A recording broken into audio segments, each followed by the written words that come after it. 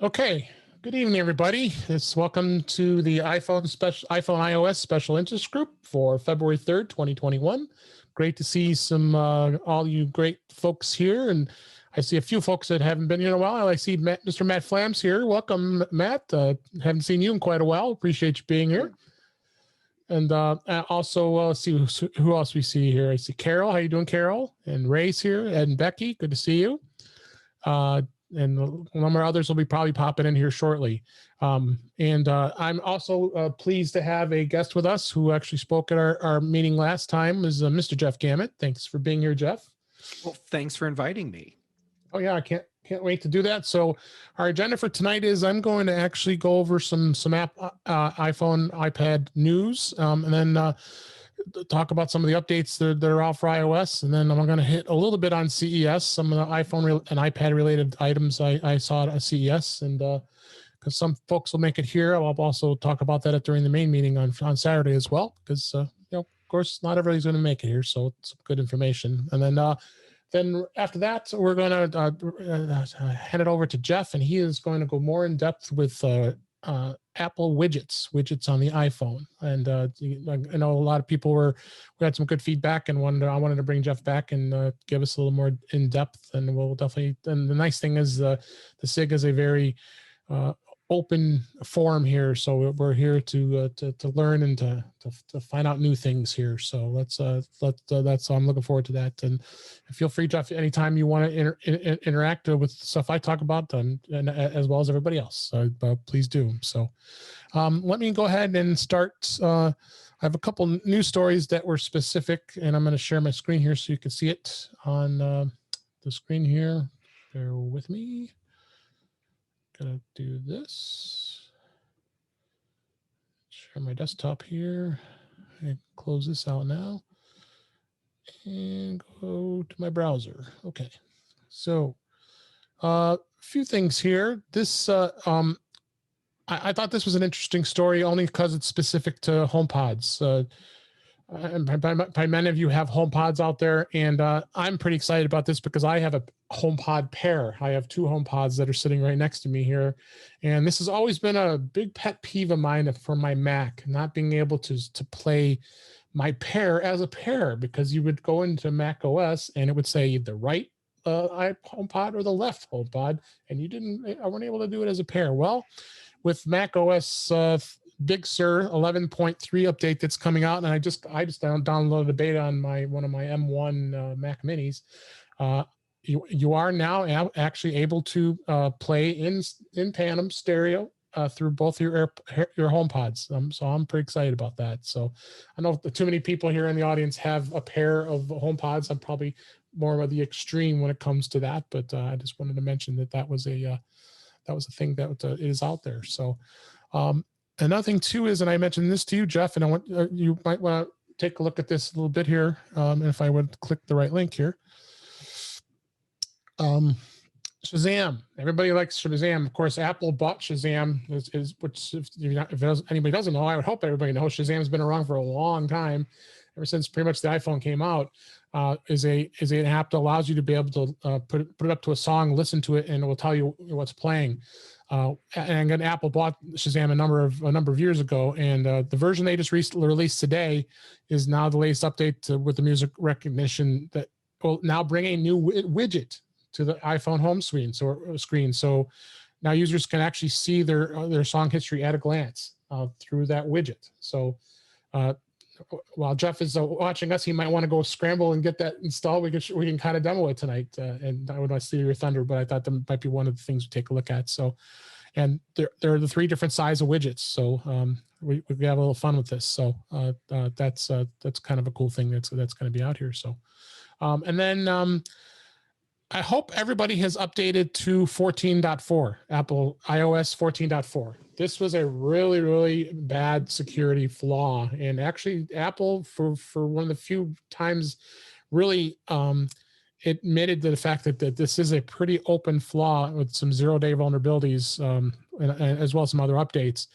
So it is pretty bad. And the kernel and WebKit frameworks, it affects the capability of of being able to get attackers can get into your iPhone or iPad and elevate privileges and be able to run code. So it's pretty bad. So I hope everybody here today has already updated to iOS 14.4 because it's very important. In fact, Apple actually promptly stopped signing 14.3. What signing means is if you wanted to downgrade back to 14.3, you can't anymore. So they really want you to get off of 14.3 and be on to 14.4. So super important to be aware of that and make sure that you're that you update to 14.4. I hope everybody here has updated. If you haven't, please do it. And of course, if you don't know which iPhones are part of iOS 14, it's the iPhone 6S and higher. So if you have anything older than a 6S, of course, you're not on iOS 14. So, and then what I want to talk about now is a little bit, we're changing gears, is some of the updates that are coming for iOS. And iOS 14.5 Beta 1 was just released the other day. That's in developers' hands, and I believe it also was released already to the public beta testers. So it's a public knowledge here, and of course, Mac Rumors always is a great place to find some of the stuff here. And without me going through a lot of the demos, I thought this is a good resource to take a look at to see some of the things that are on here. And I'm sure you've heard a lot of this on the news. The most exciting thing is the fact that now they're going to allow you to be able to unlock your iPhone with Face ID if you have a mask on. That was always finally. A big, yeah. When I saw this, and I said, "Oh my God, finally!" So, and how they're going to do that? Well, of course, you have to have an Apple Watch in order to do it. So, what'll end up happening is it'll see when Face ID comes on through 14.5 that you have a mask on, and then it'll transfer over to your watch. It'll see your watch is synced to it, and then they'll say, "Okay, open up," and then unlocks. So you don't have to put your code anymore. Another place this is going to be really useful. And this is nice for cold winter climates, like here and where you are. If you wear a scarf during the winter, that when we get past having to wear masks all the time, then you can leave your scarf up and still unlock your iPhone. Yeah, just like having a mask on. Yeah, absolutely. So that's one of the great features. This feature here probably is not anything too exciting for many people because I don't think too many of us have dual phone numbers. But there are people out there who travel who, believe it or not, it cracks me up every time I see. Oh, Jeff, Barry Falk, our friend Barry. Yes, he carries like. Well, of course, he has to carry all his phones because of Pokemon, but that's a whole nother story. He carries multiple phones, more so for his testing, but it was a good example. I see a lot of business people when they were traveling would carry multiple phones with them, which is kind of a pain, don't you think? So what Apple introduced, or actually the cellular industry introduced not too long, in the last couple of years, is what's called eSIM, and I've talked about this before. And what this is it allows you to be able to have a SIM card that's in your iPhone, but it's electronic. It's built into the phone. I promptly on my iPhone 12 Pro Max, that's the first thing I do is make sure that my eSIM was enabled. Of course, you got to go through a few hoops to get it done, but for the most part, it's pretty straightforward. So I have a electronic SIM, which frees up my SIM card slot. So this allows me to, if I happen to have a second line, good example is maybe if for some of us, again, if we're traveling and we haven't been for quite a while, someone might want to have an international SIM that will put in their phone while they're traveling. So now you're going to have both lines on one single phone. Well, 5G, we've talked about 5G, and I can tell you, I can attest to it, that 5G speeds here in Chicago are pretty awesome for the most part. In most places I've traveled around the area driving, always the first thing I do is I get speed test out. I want to test to see how fast the speeds are. And I was getting 200 and 300 megabit speeds for 5G, which is pretty impressive, I must say, for being on cellular. So this feature is now going to open up. So now 5G is available on both lines, because before in 14.4 right now, if you were to put that SIM in, the second line would not be 5G. It would be the regular 4G or LTE. So that's another feature they added. David? Yes, Jerry, go ahead. Question. I was told by Verizon that if you really want the wide 5G, you got to put in a separate SIMS card. It's a different SIMS card. No, you know about that? Nope. I mean, I'm on T-Mobile, and T-Mobile gives me with my eSIM 5G, no problem. You don't have to have a separate card for that. Because the iPhone 12s, all the 12 models are 5G compatible or capable. Right. But they sold me for $20 a different SIMS card, and I went outside. They had 5G inside, but I went outside, and oh my gosh, I took the checker, and it's a 5G, the wide band. Yep, right. It went up to almost 900. Yep. If you were probably right by a tower, so that's the one thing with 5G. You have to be right near a tower, in a lot of cases, and especially getting speeds like that. That's pretty amazing to get that. Okay, just want to tell you. Yeah. No. Thank you. And then this isn't too important. The T-Mobile having a standalone. I'm not going to talk too much about that. And AirPlay 2 is now going to be available for Fitness Plus. For those of us who have subscribed to Fitness Plus, now you're going to be able to it'll have AirPlay 2 support, allowing you to AirPlay your workouts to a compatible AirPlay 2 enabled smart TV or a set-top box. So anything that has AirPlay 2 will be able to now stream your Fitness Plus, which is great. For those of us who like to play games, you're gonna be able to now use your gaming controller. So it would be a PlayStation 5 or an Xbox Series X. I don't think too many of us here are gamers, but here's something which I thought was really great for those of us who have the Apple card, for the Apple credit card, family support. They're saying the code that's showing in 14.5 is going to Apple's going to add a new feature that allows multiple people to use the same Apple card account. What a concept.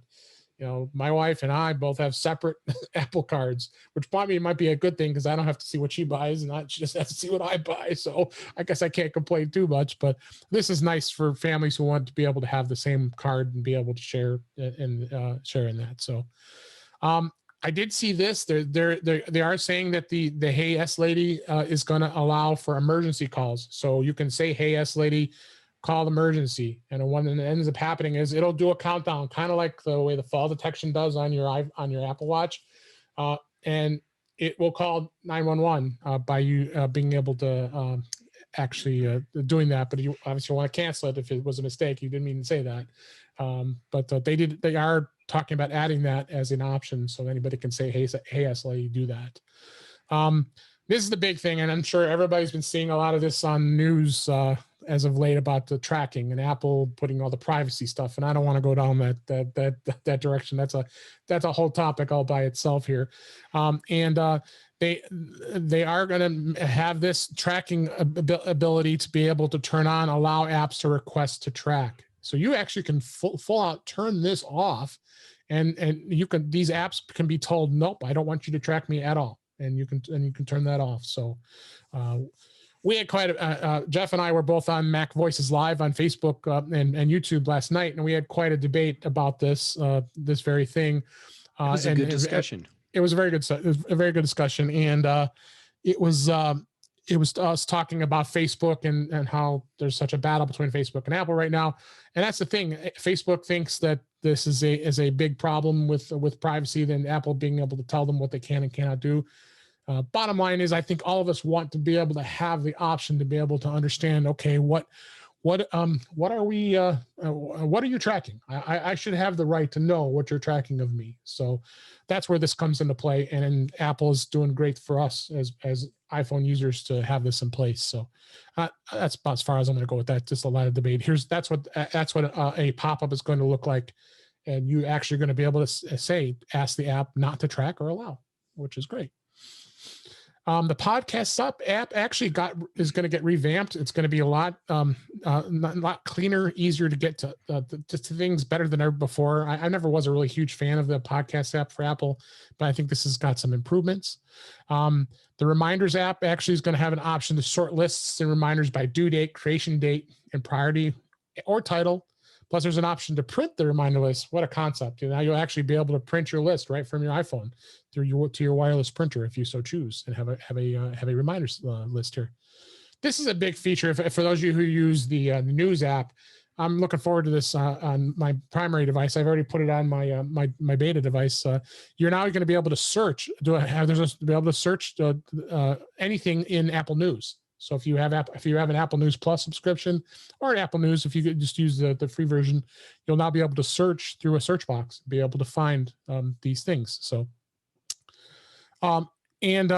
this also here they've changed it here as far as if you go into settings and notifications, you'll be able to go to the emergency alerts.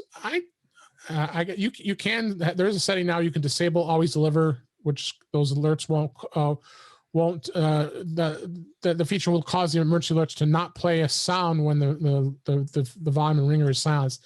If you guys ever had that before, when the Amber alerts come through and you have these turned on, it's like, oh my God, turn this off. It's so loud. You now have at least the option that when the ringer and volume is turned on and silenced, it won't actually make any noise. But it looks like any real bad emergency alerts, like this has tsunamis or emergency alerts like earthquakes, things like that, then it may override that. So let's see. And emoji search, now you can do that in iPad OS 14.5, which was added since that. So there's this, actually this update's pretty big, and I think the biggest thing as far as that goes is the fact that it's a big major upgrade specifically for the privacy. So all right, so let me go into I'm gonna go to one of the products that I have here. I'm gonna show you it here on screen on their website. This is a company called Fledging, and I interviewed these guys at the virtual CES 2021 conference, and actually was on my podcast too. And they were kind enough to actually send me a review unit so I could take a look at this. Now, what it is I'm gonna actually stop sharing and I'm gonna grab it for you so you actually can physically see it. Grab it here behind me.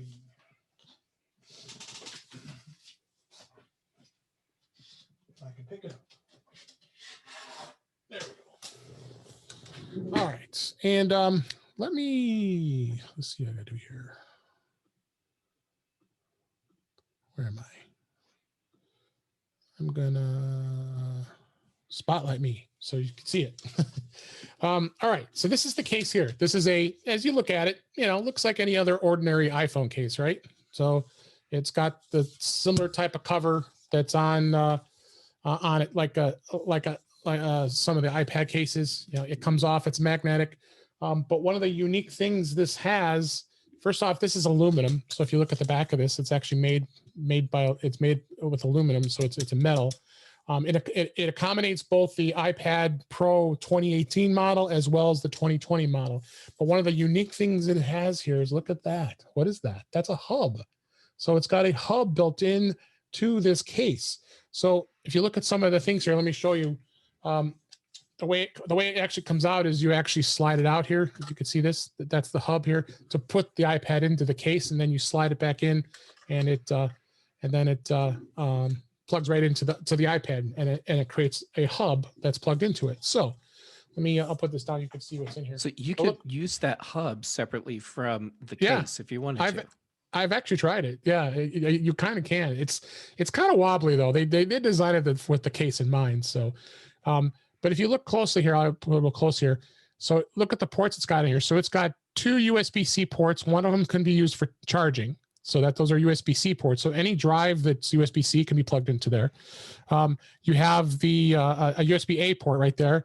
Now, for those of you who are photographers, you have an SD card reader and a micro SD card reader. So if any photographer that's out there who wants to have quick access to be able to upload their photos can do that. And then right here is an HDMI connector, which is 4K. So you can actually, for those who do a lot of presentations, you'll now be able to just on the fly have this case ready to go, plug it into an HDMI cable, and boom, comes up on the screen for you. And then they added a 3.5-inch jack. So for those of you who still want to have the headphone jack, that's available. So they added this, and then if you see this right next to it, I think is it cover, am I covering it? I'm opposite here. Let me see. It's this right here. It's a switch. So they put a switch in place here to actually be able to turn it on and turn it off.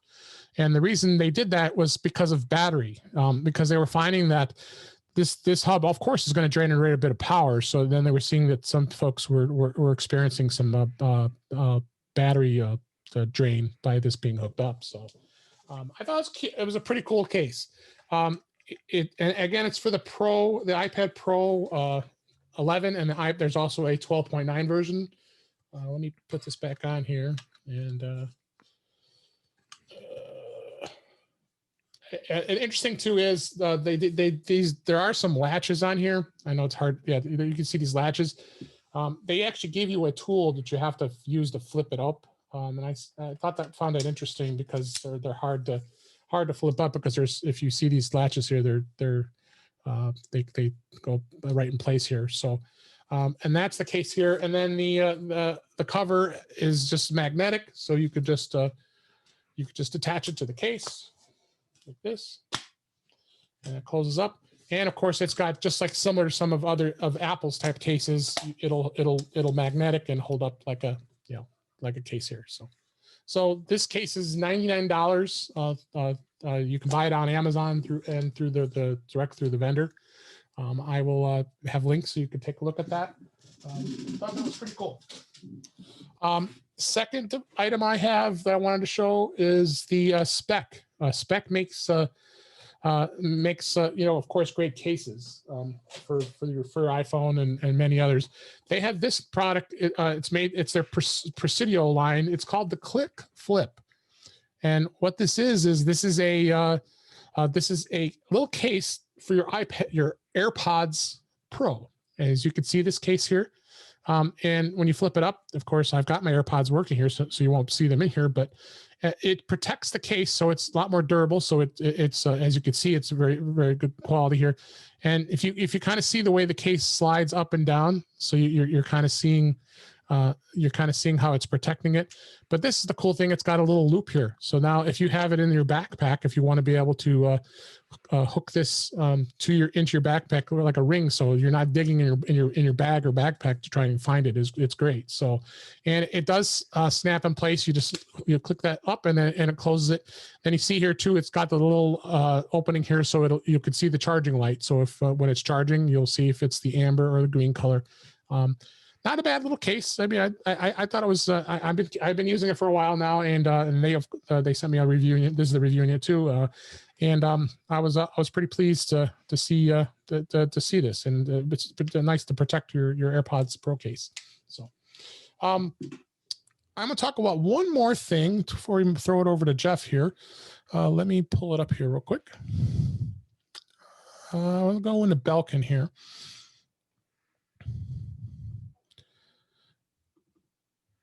All right, let's talk about this here. I'm going to share my screen.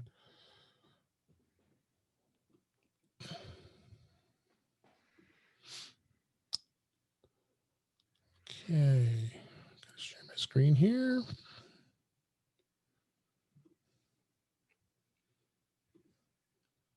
Got it. Belkin came out with this new product. It's actually a 2-in-1 stand. They also have a 3-in-1 stand. And you notice this here is this actually is a MagSafe stand. So for those of you who have the iPhone 12, you actually are going to be able to have this stick right on the MagSafe, and it's got a really strong magnet. So it's going to really give you some really strong connection, as well as it's going to charge the iPhone through the MagSafe. And if you notice at the bottom there too, is it also has a place for your AirPods Pro. So if you want to be able to record if you want to be able to charge your AirPods, you're going to have that as well. And it's a cool little stand. They also have a 3-in-1. Now this is the 2-in-1. They just came out with this one for those who don't have an Apple Watch. But you also get a 3-in-1 that also holds the Apple Watch, and that holds it as well. So it was a cool product. I thought it was pretty neat. And if it as you see, it can be like on a nightstand or any place that's nearby that you want to be able to charge your devices. And have that. I believe the prices are like around $99 for this one, and I think the one with the Apple Watch was a little more. It's about $129, but not a bad at all product. So, but wanted you to take a look at that, and I think that's going to be it as far as the CES stuff. I'm going to talk more about some of the CES stuff, including what I just talked about today at the main meeting on Saturday. So I want to save that for get you guys to come out and take a look at that. So with that, I'm going to turn it over to Jeff here, and I'm going to kind of stop my spotlighting here, or you're going to be seeing me all night. And let me switch this. Okay, now you got both of us. All right, go ahead, Jeff. Take it away. I'm gonna remove my spotlight. But you look so awesome. You should just stay up. Anyhow, thanks again for inviting me. Yeah, thanks for being here.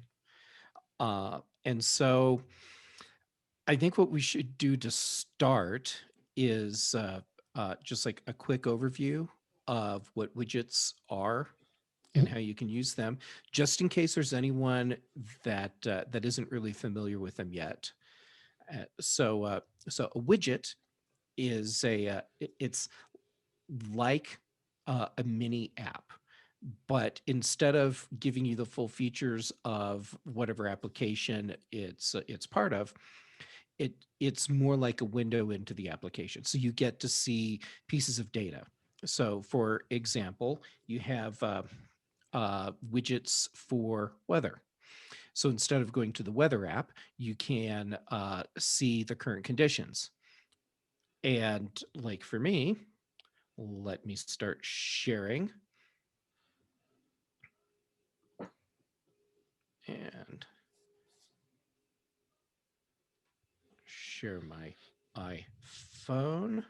And yes, we want it to mirror. There we go. Okay. So we should have my iPhone screen for everyone. Yes. Awesome. I love it when technology works. It works. Okay. So on my iPhone, you can see in the upper left-hand corner, there's a block, and that block has the battery charge levels for my iPhone and my Apple Watch. And if I open up my AirPods case, so it pairs up again. There it goes. Okay, so it added my my AirPods current charge to that battery indicator as well. So that's just a simple widget right there that I like because, well, I really like knowing how much charge I have on my devices. And there we go. AirPods out of the way. Okay, so widgets can include other types of information. So for example, here on my second screen, you can see my calendar for tonight and tomorrow and Friday. Oh, look, I'm going to remember to have dinner tomorrow night. Good for me. And then I have another widget that is showing my sleep data, and then another one that's showing my step count. And I clearly haven't been able to be active enough today because here it is after 6 o'clock at night for me, and I still haven't even hit 5,000 steps today. Bad me.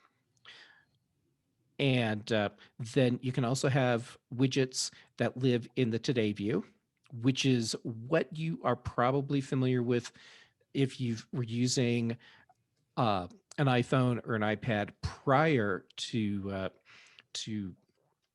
what version are we on now? iOS 14.4? Is that right? 14.4, right. Mm-hmm. Wow. Yeah. So if you're using iOS 13, you would have widgets here, but you wouldn't have the level of control over them that you currently have, and not as wide a range of widgets available. Okay, so there we go. That's our quick widget overview, and for what they are. So let's add some widgets to my iPhone, and what I need to do so that I don't completely screw everything up, is pick a screen that's not already loaded up with all the widgets that I want. On a side note, you can see upper left-hand corner, I have an app folder called Repente, and that's where I throw all the apps that I really don't want to see, but maybe don't want to delete. And I'm just hoping someone out there gets the Repente reference. Anyhow, so let's add a widget to my iPhone. And the way we do this is we start by press and hold on your home screen. And now you can see the plus in the upper left-hand corner. Tap that. There we go. And now I can see all the different types of widgets that that I have available to me. And these widgets are here because they either come as part of iOS, or I've installed an app that includes widgets of its own, and I have launched the app. Before you launch an app for the first time, iOS has no idea if the widgets are actually there, because the app has to tell iOS, hey, I've got widgets for you. And then they'll show up in this list. So if you notice, right here, it said, you can't see my finger. I'm sorry. I'm pointing at my iPhone and it's just not helping. Okay, you can see where it says Shazam and then recently found. And that's because I was able to pick up what Dave was throwing down, and I went and downloaded Shazam while we were talking, and then launched it so that I would be able to see that that the widget in this list here. So now that we can see that, great. It shows up as recently found. Then if I scroll down, I can see there's a bunch of other widgets that are showing up in here. And then I get to this list of applications. And so the way I can add a widget is either by picking a widget that shows up directly in this group at the top, or by saying, hey, I want a widget for whatever this application is. So for example, here's one that says batteries. Let's just tap that. Okay. Hey, what do you know? It looks a lot like the widget that I have on my first home screen. And so from here, I can see the different sizes of widgets that are available. So like on my home screen, I'm using the small widget, which is this square shape. There's also a medium-sized widget, which is this, where it takes up a whole row of icon space on a screen. And then there's the large widget, which takes up like 2/3 of the screen. So let's just go ahead and choose that big one. Tap add widget. There we go. And you can see it pushed everything else down. When you add a new widget to a home screen page, it always shows up at the top, regardless of whatever else is on the page. So if you have several widgets you're going to add to a page, I'd recommend adding them all at once and then rearranging them, so that you don't have to rearrange them each time you add a new widget. So if I wanted this widget to move, oh, this is the wrong widget size to do that. The big widgets always go at the top. So I'm going to hit the minus button to remove it. And since that's what we were playing with, we'll just add that one back in. I'll choose the medium this time. There we go. And, oh, that's right. See, I'm totally screwing this one up because I need to have 2 more icons right there before I can move this so that everything sits the way I really want. All right. Anyhow, let's add some widgets on here that we can actually do something else with. So I hit that plus again. And Dave, since you brought up Shazam, we'll go ahead and add that. We have our 3 different sizes to choose from. We'll go ahead and just add the small one.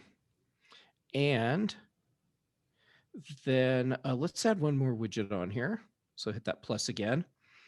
And let's add in,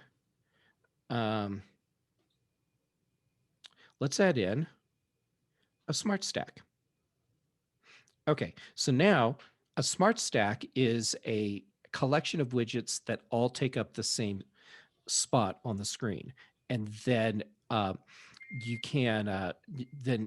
can see one widget at a time in that space, and since it's a smart widget, or excuse me, a smart stack, what should happen is that over time your iPhone learns what you look at different times a day, and then automatically switches between the widgets that are in that stack, so you're seeing the information that you really want at any given time. Okay, let's go ahead and just put a small one in there so we can have two that are side by side. Okay, and now let me tap and hold on that smart widget. Come on.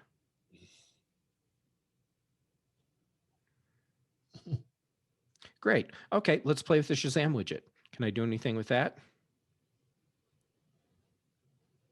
That's kind of cool how it just kind of disappeared on me. All right, let's tap done. And there we go. Okay, now it's coming up for me the way I wanted. Here, now that my iPhone's going to cooperate with me, let me show you what I wanted to show you with that smart widget. I'm going to press and hold on it. And now I get the pop-up menu, and I want to choose Edit Stack. And so here are the things that are already in my stack. And let's say that what I want to do is move the calendar up higher, because that's probably what I'm going to look at first in the day. And then I'll check my weather and the news. And then let's go ahead and move that music up there. And let's say that I don't actually ever want to look at photos in this. So I'm just doing a right to left swipe. And I deleted that out. Okay, and see how it's set to smart rotate up at the top. If I turn that off, now I have to manually flip through this list of widgets to see each one. But if I leave smart rotate on, it's going to figure out what it should be rotating to for me. And there we go. And so now I can see tomorrow at noon my time, I have a podcast to record. But I can still swipe through all of these. And I'm just, and I'm swiping up or down. And you can see that there are the little indicator dots, whoops, that show up on the side. And that indicates where in that stack I am. Okay. So let's take a look at, there we go, whether that sounds good. Okay, let's take a look at the Shazam widget. And this will be great because I have not used this ever. So I can't wait to see what this does. I brought it up so you can you could actually do a live demo and see what happens. All right. So I think we need to have some music playing. Right. Let me set my iPhone face down so it won't think I'm talking to it. Hey Siri, play jazz.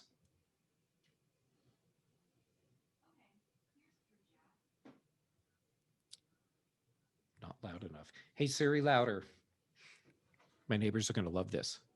Hey Siri, louder. Barely, hey, Siri, I don't hear louder. And for everyone else that's watching, I hope you enjoyed the jazz that's now playing in your home. That's louder than you wanted it to be. Okay, so I have jazz playing. All right, so I tapped the widget and it just took me right into the app. So, yes, you can have access to the microphone. And you got to Shazam it again. Come on, here it goes.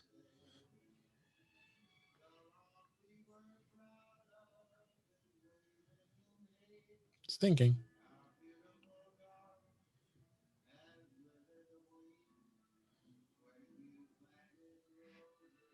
Maybe it's not loud enough. Hey Siri, louder.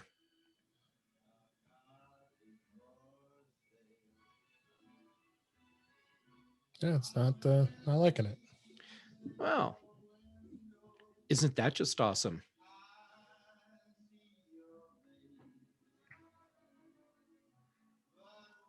I switched the angle I'm holding my phone at. I can faintly hear something. Yeah, if you can hear it, my iPhone should be able to hear it. Maybe you gotta tap it Siri, again. Louder. You gotta tap it again. It says it's auto Shazam is on. All right, let me try turning auto Shazam off. Turn it back on. There, now it's listening.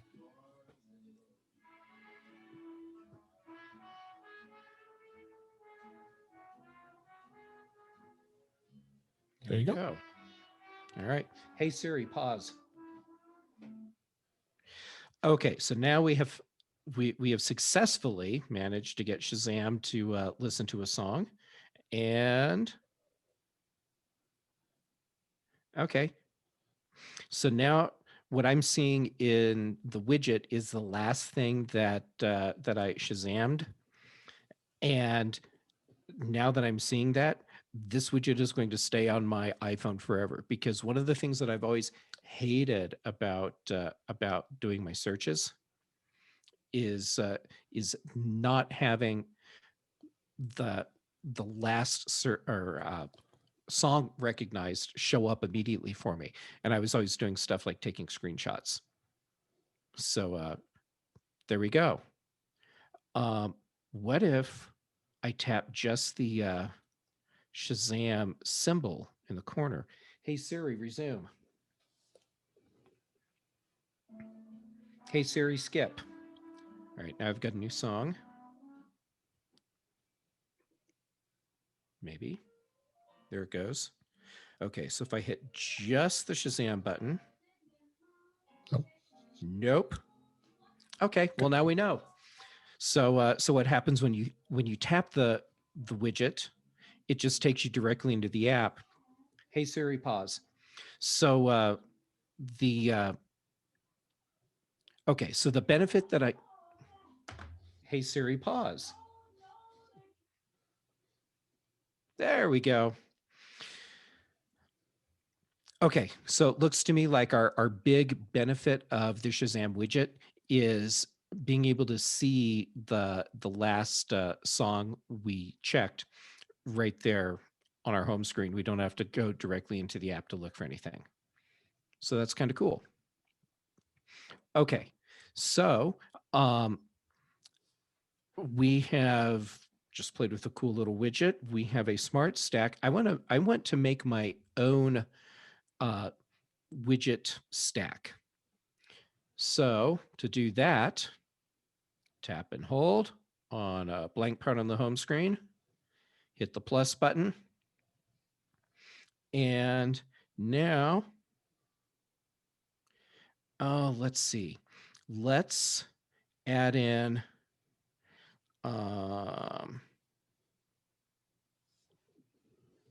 here we go. Let's add my Wise cameras, and let's add in OmniFocus. Okay, and notice I'm picking all widgets that are the same size. And let me add something else in here. Sure, let's put that batteries back in again. Okay, so now I have these widgets that I've added to the screen, and I'm filling up a lot of screen space with these. So what I can do is select one by tapping and holding, and now I'm going to drag it onto another one. There we go. Let's grab this one, tap and drag, and now I've made my own widget stack. So I just tapped the done in the upper right-hand corner, and so I can just sit here and swipe through the widgets that I have on in that little stack. So this is a cool way to take widgets that you want to have available all the time, but you don't want to fill up a lot of screen space, and you know that you're going to use them just when you want to use them, and you don't want to have any smart thing happening where it's trying to figure out what you want and when. Okay, so let's take a look at our Today view. And apparently my office manager has decided to come visit. Say hello, Kat.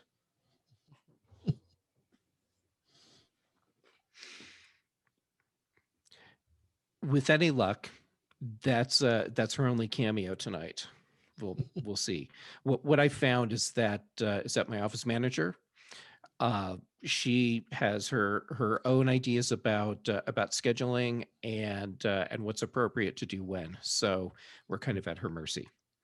All right. So Today view is the view that you see when you're on your very first home screen and you swipe left to right. So here's my Today view.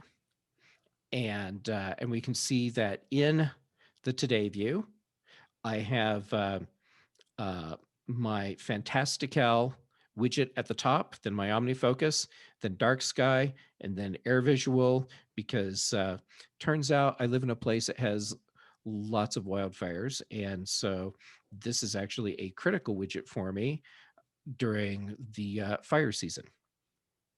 And there's a different OmniFocus widget, my package tracker, and my thermostat, my calculator. Okay, so what we can do from here, if you have some empty space, you can tap and hold in the empty space to add or remove widgets or rearrange them. I find it much easier to scroll to the bottom and tap edit. Okay, so now I can rearrange these widgets by clicking and dragging, or tapping and dragging, excuse me.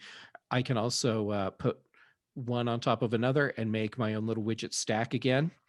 And if you notice, there is this this box down here that has widgets in it, independent of the widgets that are up top. And to mess with anything that's in this box, I have to tap Customize. Okay, so why in the world would I have to tap in to start editing my widgets and then have to tap something else to edit my widgets again? And I believe what's happening here is that, whoops, we have at the top widgets that fall in the new widget style, and then below widgets that fall into the old widget style, meaning the top two are from are iOS 14 compatible widgets, and then all of the others are pre-iOS 14. So while it's weird and confusing, I think it's also kind of cool because it means that apps that had some sort of widget support before don't lose that going to iOS 14. All right, so if I want to add a new widget in here, using new widgets, just like on a home screen, tap that plus button, and there we go. I have all of my widgets available to me. And let's add Siri suggestions. There we go. Okay. So this widget that I just added, what exactly is this? And now that I've put it here, I think I actually came up with a way that I like this widget. So, so thank you again for having me talk tonight, because you're helping me work through things that I have issues with widgets. And so the problem that I have with this widget is that if it's on a regular screen, like if I add it on this screen, plus Siri suggestions, add widget, done. Okay, here on a regular app page, this looks like apps that I have arranged and organized myself. The thing is, throughout the day, Siri is going to learn my routine.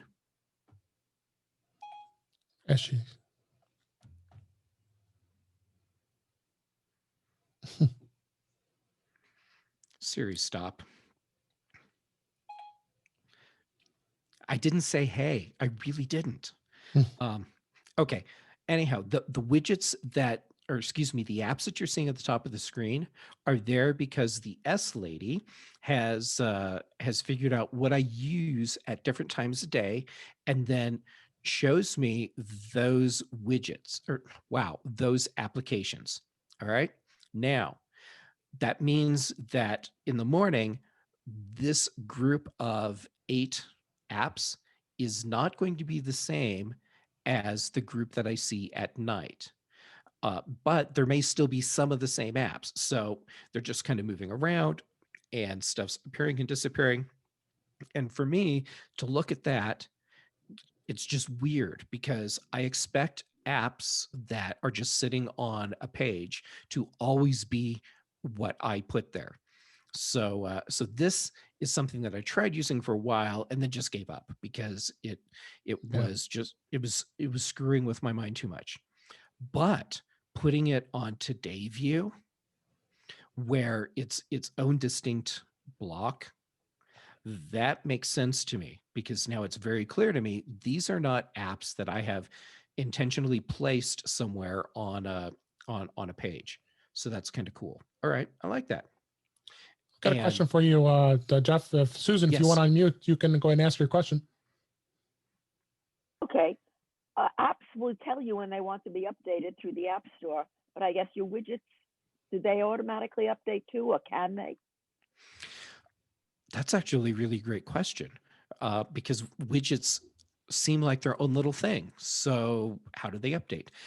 What happens is when an app updates through the App Store, the widgets that are included as part of that app will update as well. And so you can find that like with Fantastical, that it had a couple widgets and then they did an app update and then it had more.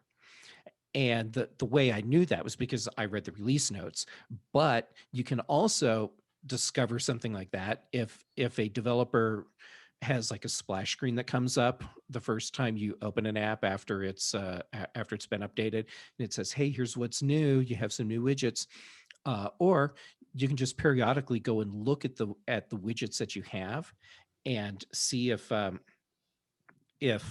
there's anything that's been added. So like in this case, scroll down, edit, and hit that plus, and then let's find oh,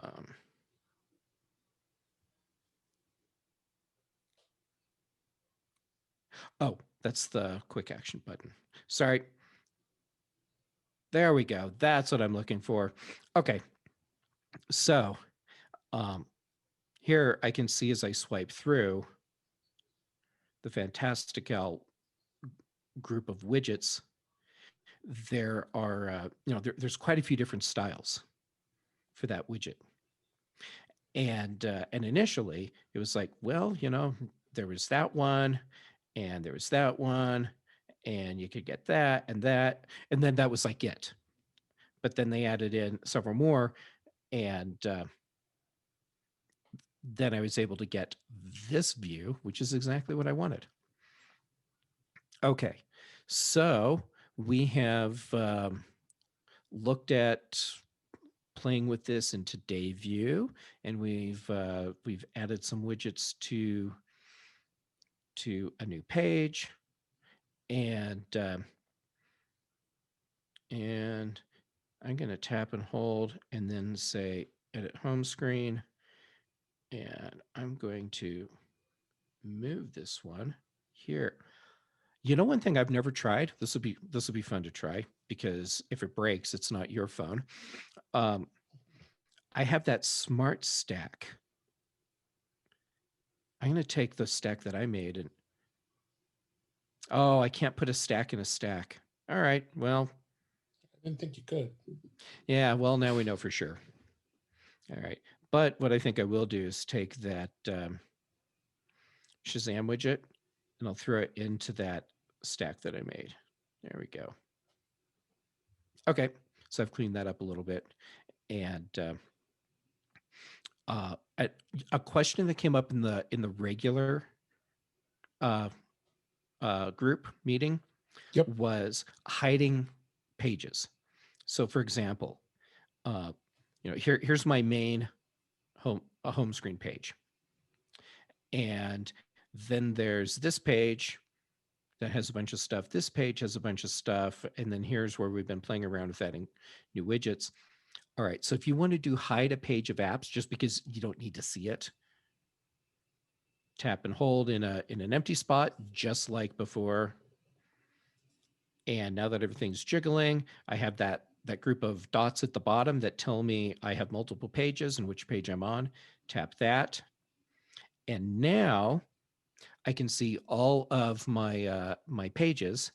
And if there's one that I don't need to see all the time, then I can tap the check below it and it goes away. Now you can see it's grayed out here, but still there. When I tap done, okay, so that was that first page of extra apps. And now that second page of extra apps is not there. Now, one thing that that happened to me during the demo for the previous user group meeting, and Dave, I haven't told you about this. I found a bug. And the bug was I couldn't make my pages visible again. They were there, but they just didn't, there were no check bubble things below them. Okay.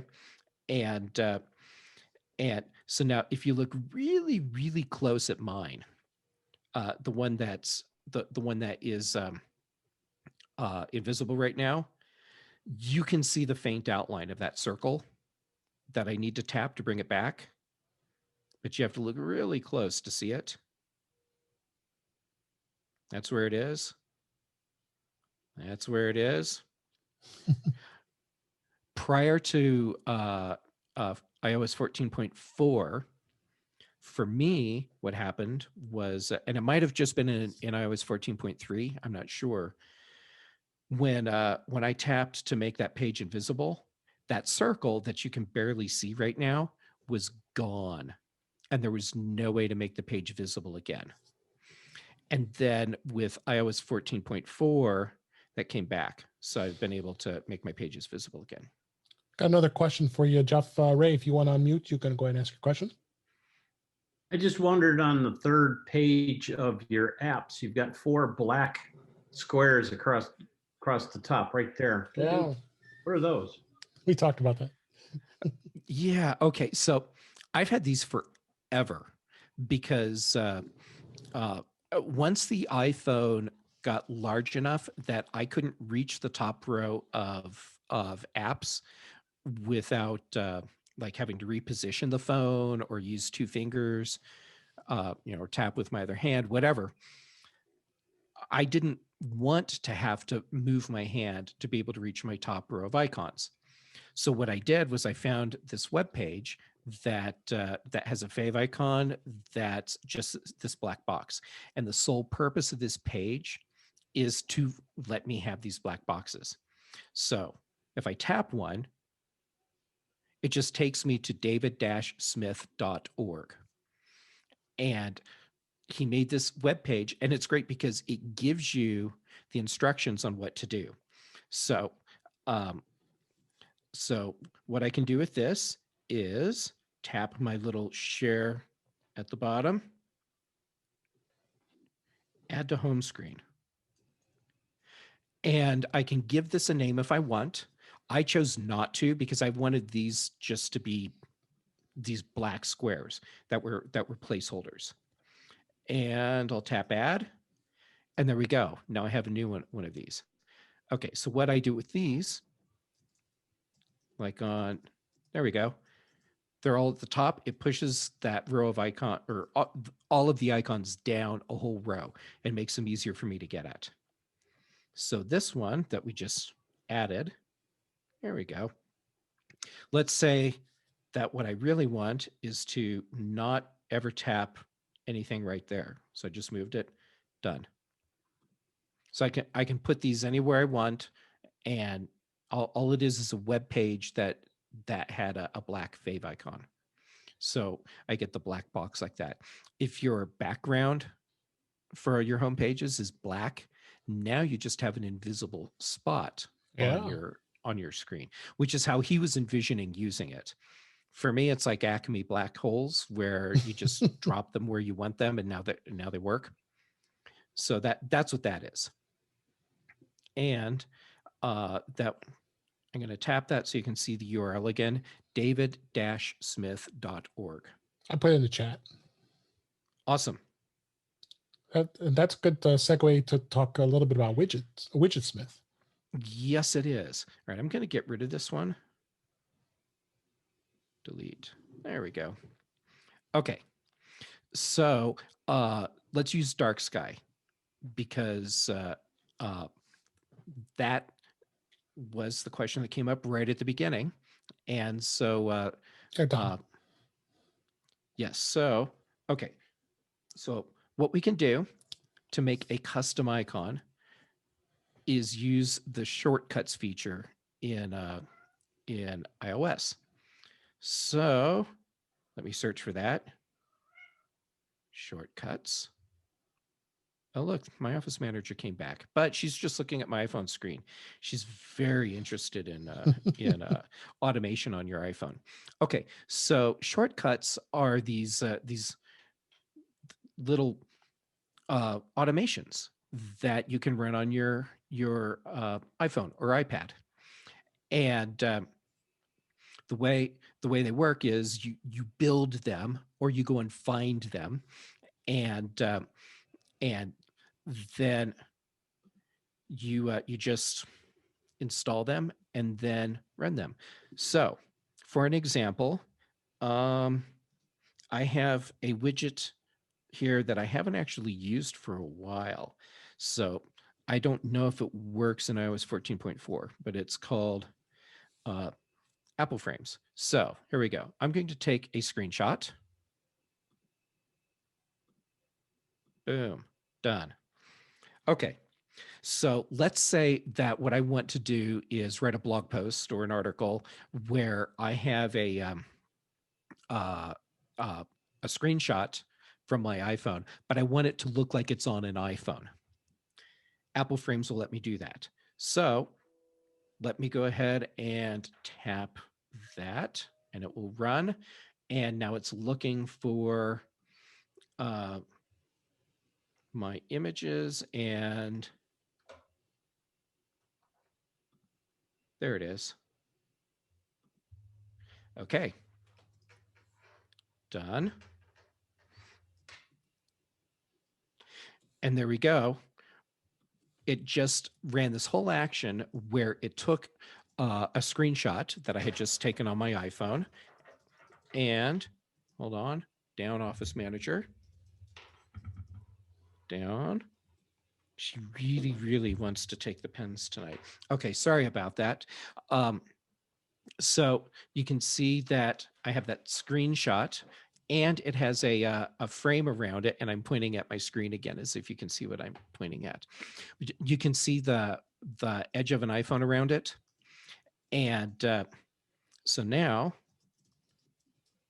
what I'm going to do is tap my share icon and choose Save Image. Done. Okay. So now let's hop over to my Photos app. I started to go to sleep.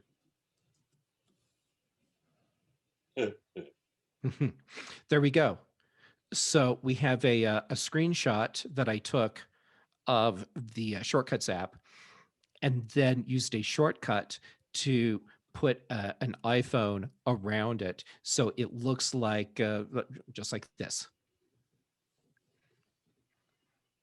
Okay, so that's an example of one of the things you can do with shortcuts. So let's do the thing where we make a custom icon for an application.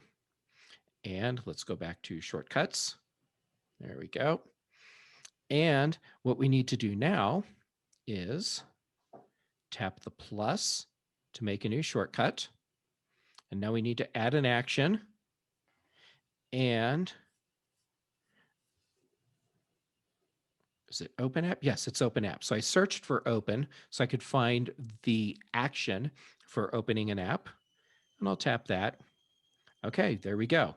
Now you can see next where it says open in a typeface, or excuse me, in a color that is not or doesn't have nearly enough contrast. It says choose. Tap that, and then we can find the application that we want to launch. There it is. It's dark sky. Okay, so we're partway there. Now that blue circle that has the 3 dots in it, let's go ahead and tap that. And let's go ahead and give our shortcut a name so we know what it is. And I'm going to tap add to home screen. Okay, so now I can give the icon on the home screen its own name. I don't want it to be new shortcut 1. So let's call this one my weather. Okay, now I'm going to tap that little green icon thing, and I'm going to choose a photo, and there we go. Why not? Let's use the cat abusing part of my office. Choose. And I'll say add. Done. Tap done. We'll tap done. Okay. So now we can see that my my action that I created, or my shortcut, is sitting here in my list of shortcuts. But now when I go back to my home screen, I have my my new little icon sitting here that says my weather. And let's go ahead and move that to our screen where we're just really messing around with everything. And done. There we go. So now when I tap my weather, it automatically launches dark sky. And the great thing is that I think it was iOS 14.3. Yep. It changed so that instead of launching shortcuts, then switching to the to the app that I actually want, it just launches the app that I want, which is great. So there we go. Good lesson on using shortcuts. Yes. Yeah. And so you can do this, or excuse me, you can use this as a way to really customize your home screen. There are actually web pages out there that have icons that they're graphics, really, but they're designed to be used as icons so that you can really customize how your iPhone and iPad screen looks. And now that I said iPad, there's one thing that I didn't mention earlier that is really important. These widgets that I've mixed in with applications, you can't do that on an iPad. The only place you can put widgets is in the Today view. So that, to me, that's like a huge missed opportunity for Apple, because you have so much screen space on an iPad. Why not really customize how you're using your home pages? I agree. Yeah. So, well, since I'm sharing my my iPhone right now, I want to show you a couple places where you can go find a lot of shortcuts. And they should be here at the top of my list. Here we go. Yeah, shortcuts gallery. Let's start there. Let's just actually go to the web page. shortcutsgallery.com. So this is great because you can just scroll through and find just all these different things that people have already turned into wow, I am totally failing at multitasking. These are all things that people have already turned into shortcuts for you. Let's see. So crazy stuff, some of it. So, some of it's really crazy. Yeah. Let's pick something. Amazon deals. No, that one says ad. What is that?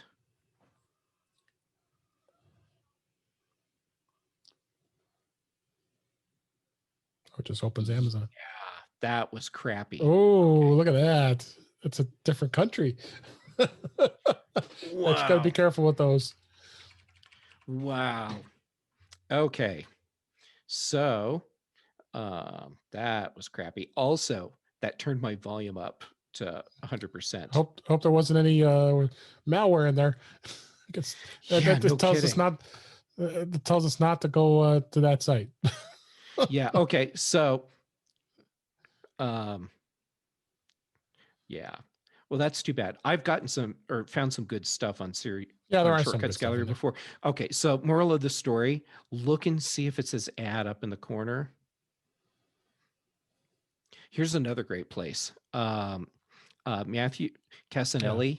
He's done some awesome stuff, and so he's made his whole library of everything that he's done with shortcuts free.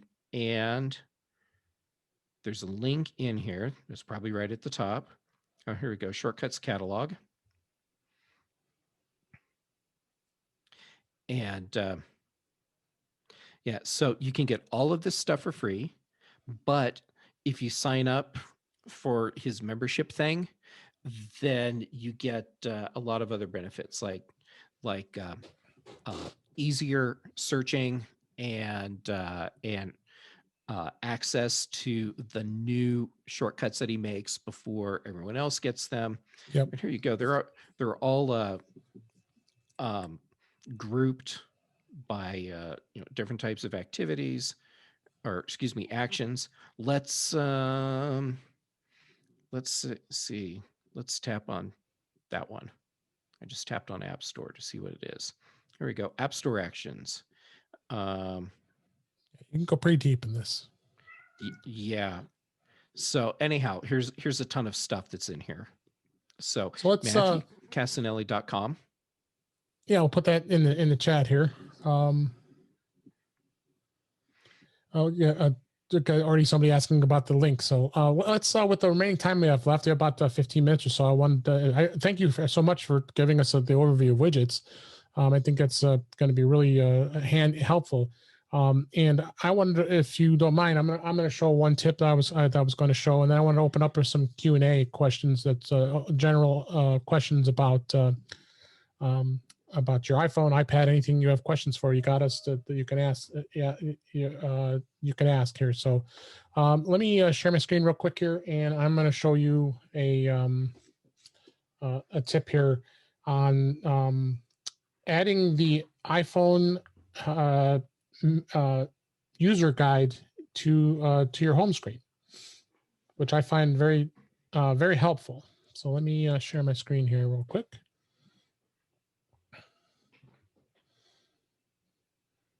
Everybody should see my iPhone here. I've got this already open here, and all you have to do is if you just want to search for this, this is on this Apple support page. This is the iPhone user guide. And this is probably the best place to keep your access to the user guide. If you ever have any questions about stuff, it's a really great thing. In fact, in our community, I did actually share. So if I still have this article open here, I did share a. See if I still have it here. Yes. This was on Rocket Yard, which is part of OWC, MacSales.com. They showed how to find the user guide, and because you could get it in the App Store, I'm sorry, the iBook store. But the easiest way to do it is to just search for it on your iPhone here. And then what you can do is you tap the arrow up here at the bottom and you can scroll up here and then you want to add this to your home screen. And you see what it does? It actually creates the Apple logo shortcut, tap add. So now you have the iPhone user guide always at your fingertips right there, and it'll open up that page. So this is available for Mac. This is also available for iPad. So if you just Google search that, and it gives you the option to do that. So so let me stop this. I thought we have a question here. Dom, go ahead and answer. Go ahead and give your comment as you wrote in here.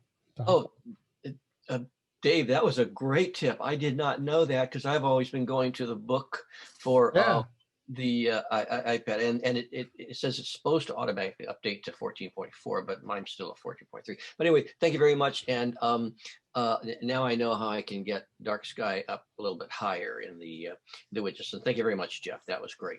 Yeah, because I found with the dark side, you actually when you just did this, Jeff, is you can't actually move it when it's if it's on the Today view. It stays below everything else. Is that correct? Yes, and it's because of the type of widget it is. Yeah, I mean, because I got CNN is another way, so you can just if you wanted to have that in there, just as a test, and that's the same thing I was noticing. So, yeah. Did I show how you can rearrange the widgets in that lower section? You did. So okay, good. So I want to open up the Q&A. We've got about 10 minutes left. Anybody's got some pressing iPhone questions, struggles, something you're challenged, please open up your mic and you can ask your question here. Jerry, our photographer, you made a comment earlier that you're really enjoying your iPhone 12 Pro Max with your camera. I like to hear about that. But any other questions that are out there? I have a question. Yeah, Tom. Quick question, actually for Jerry. I noticed, Jerry, that on Facebook you liked the iPhone Photography School, which I think is in Latvia. Do you know anything about that? I don't know if he's listening. I see him looking at his phone. Oh, oh well. Thank you. You're welcome. I have a question. Yeah, Rita, go ahead. When you show that battery life thing on your phone, how come you can't get your iPad battery to show up on that? That's a really good question. Okay, so the way that widget works is that it looks at the device it's on, and then the other Bluetooth devices that are connected to it. So when I'm using it with my iPhone, it will show my iPhone plus my my Apple Watch plus my AirPods. Now just like that. Now when I use it on my iPad, it shows my iPad plus my AirPods. It won't show my Apple Watch because my Apple Watch is linked only to my iPhone, of course. So that's why you can't see your iPad in the list of devices that are there.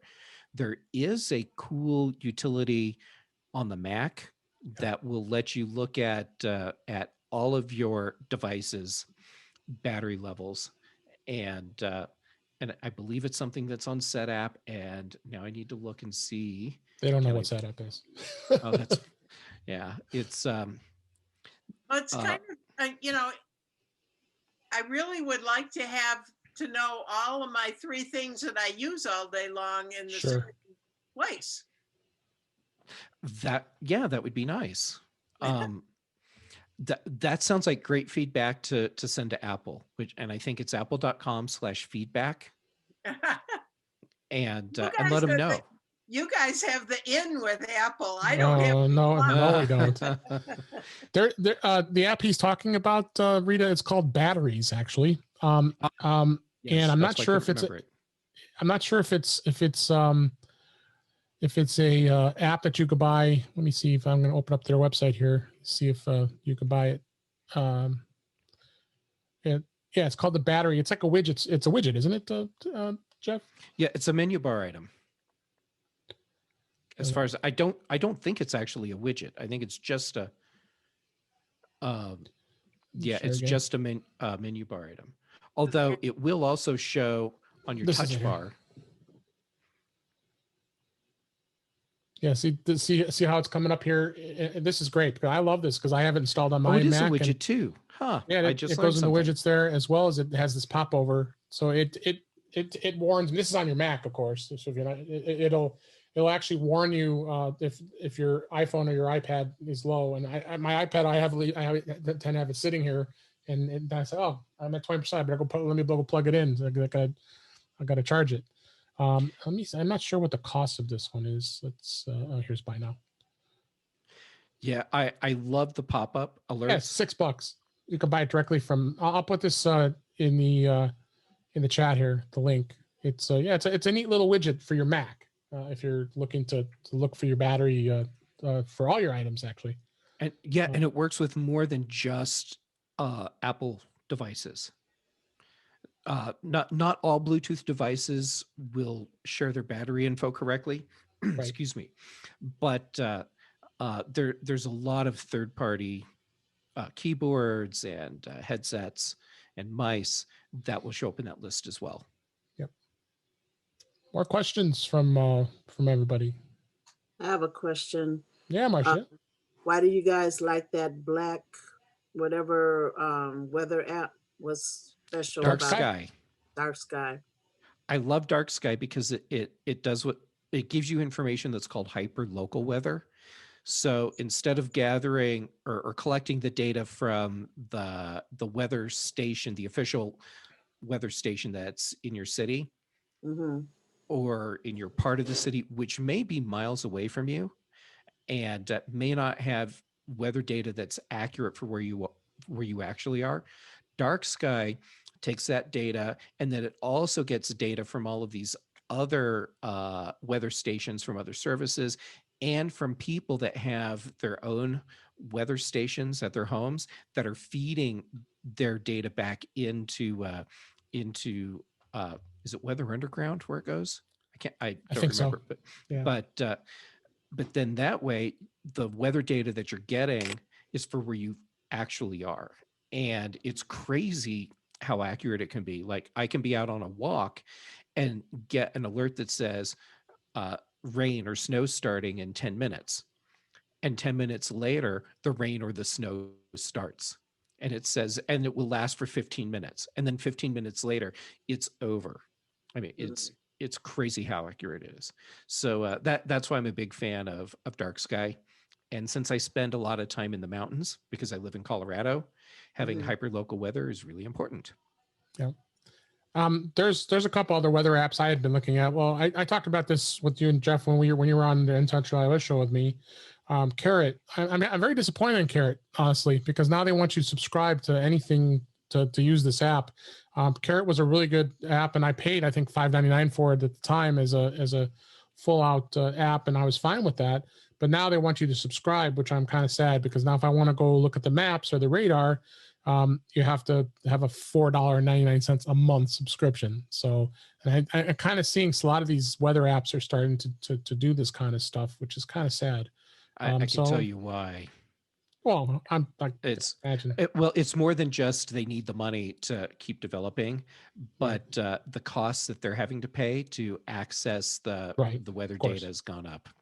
Oh yeah, I figured as much. So it's kind of sad. So, but there's plenty of other weather apps out there you don't have to use. So, but I like Dark Sky.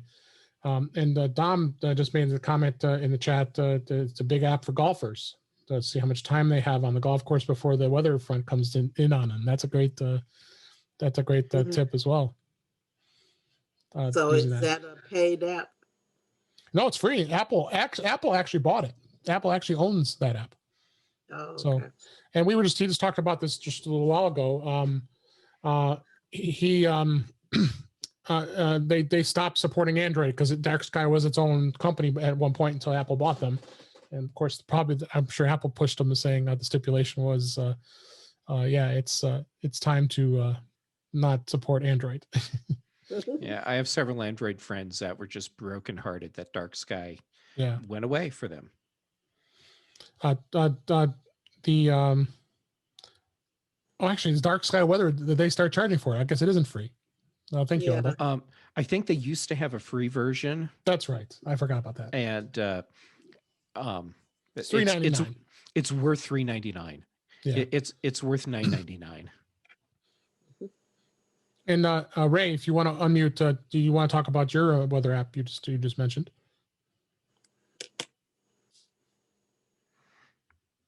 If you're still there, Ray, you might have left. He said my Radar Pro, and they have a free version, but I can watch the hurricanes coming across the Atlantic towards Florida, so it's pretty cool, and it'll give you the weather. You put the crosshairs around, and you can zero in on your exact location. So it's worth a look. The free version, I paid for the pro version. Remember what the pro version was? Oh, I don't remember. Couple of $3, $2. Yeah, see, compared to me having to have a subscription with Carrot, So, say like AccuWeather, when I look at it, it tells me, what the forecast is going to be for, say, like the next 120 minutes or whatever, and it might tell me that it's going to, rain in 10 minutes. But you're saying an app like that, they're not as accurate as Dark Sky or whatever, because they have more weather stations reporting? I wouldn't say it's no, you know what? Yes, I'm going to own it. Dark Sky is more accurate than AccuWeather because Dark Sky has access to more weather data than AccuWeather is showing you. So AccuWeather is great to give you an overview of the weather. But if you want to know what the weather is on your block, then you want an app that's using hyperlocal data like Dark Sky. Okay. All right, we've come to a close of our special interest group for this month. Make sure everybody goes and visits. If you haven't already signed up, we have our main meeting coming up this coming Saturday. I'll be talking more about CES, some more stuff, and we have a gentleman who's going to be talking about iPad on Saturday as well. So, and you received the flyer, and that's at 10 a.m. Central Time on at our main meeting. And if those watching on YouTube, if you happen to see this, you could definitely join us as a guest and come see us. So, with that, if anybody else is, I'll go ahead and wrap this up. And I really appreciate you being here, and have a great night. I hope you enjoyed it.